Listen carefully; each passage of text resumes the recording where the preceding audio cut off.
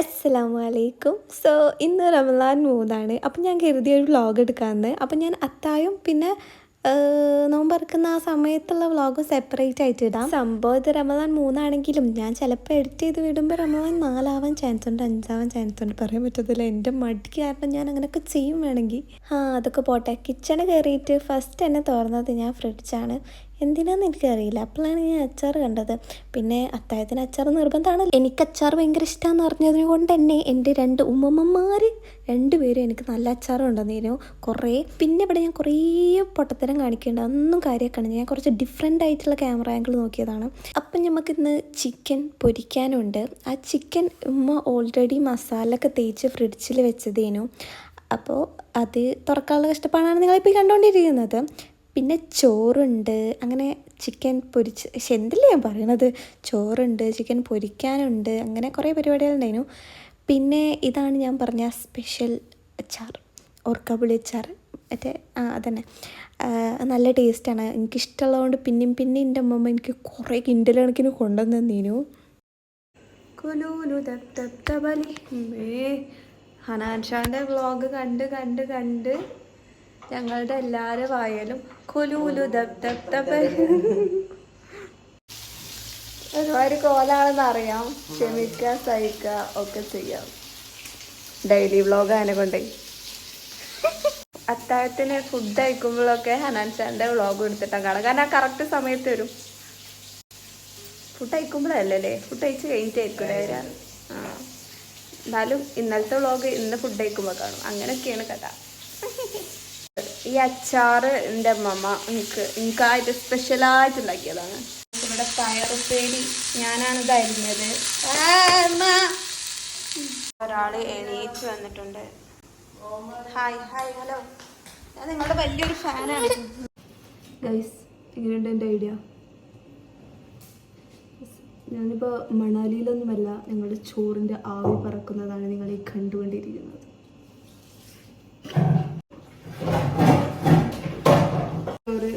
ഊറ്റ ഇടുക. സോ ഇനി നമുക്ക് പപ്പടം ചൂടണം ഗൈസ്. എന്നെ കണ്ടപ്പോൾ ഒരു പ്രേത ലുക്ക് ഗൈസ്. നമുക്കിത് വേറൊരു അച്ചാറും കൂടി ഉണ്ട്.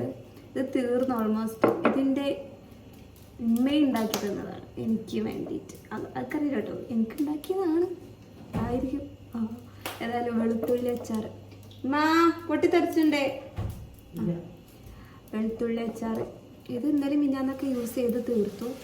മറ്റേതൊരു കിൻഡൽ കണക്കിന് ഉണ്ടാക്കി കൊണ്ടുവന്നു. അവിടുത്തെ ഓർക്കാപ്പുളി നേരെ മൊത്തം ഉണ്ടാക്കിക്കണു. അതുകൊണ്ട് നമുക്ക് നോമ്പ് കഴിഞ്ഞാലും ഇത് റീയൂസ് ചെയ്യാൻ പറ്റും. എൻ്റെ ഒരു ഐഡിയ നോക്കണം, വെളിച്ചമില്ലാത്തതുകൊണ്ട് അല്ലേ. നമുക്ക് ചോറ് ഊറ്റാം ഇനിയും.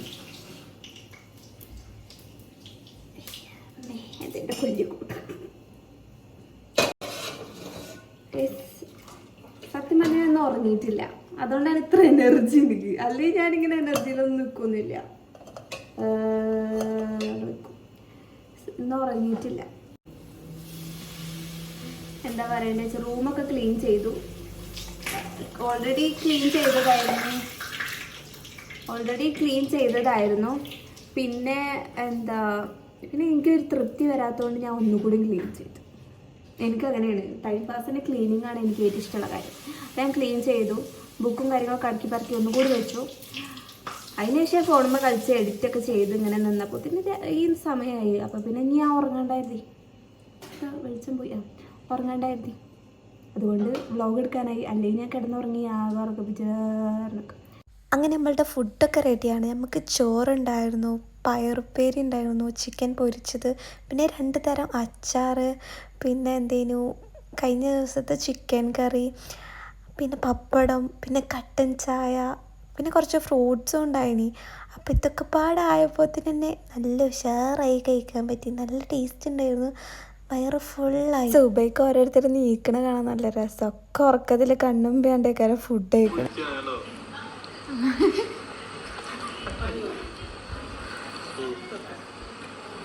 ഫുഡൊക്കെ ആയിരിക്കുമ്പോൾ എന്തെങ്കിലും കണ്ടിട്ട് തിന്നുമ്പോഴല്ലേ അതിൻ്റെ രസം. ഇപ്പം അങ്ങനെയാണല്ലോ. അപ്പോൾ പിന്നെ ഞാനും ഉമ്മയൊക്കെ മെയിനായിട്ട് കാണല് ഹനാൻഷാൻ്റെയും അങ്ങനെയൊക്കെ കുറച്ച് വ്ളോഗ്സൊക്കെയാണ്. അപ്പോൾ പിന്നെ അത് കണ്ടിട്ടാണ് തിന്നുക. ഫുഡൊക്കെ കഴിച്ച് കഴിഞ്ഞിട്ട് ഫ്രൂട്ട്സും കഴിച്ചു. എന്നും ഉണ്ടാവില്ല, തലേന്നത് ബാക്കി ഉണ്ടായതുകൊണ്ട് മാത്രം ഉണ്ടായി. പിന്നെ സ്കെച്ച് ഓതി. ഇത് പിന്നെ എൻ്റെ പുതിയ നിസ്കാര കുപ്പായാണ്, അതിൻ്റെ ഷോ ആണ് ഇത്.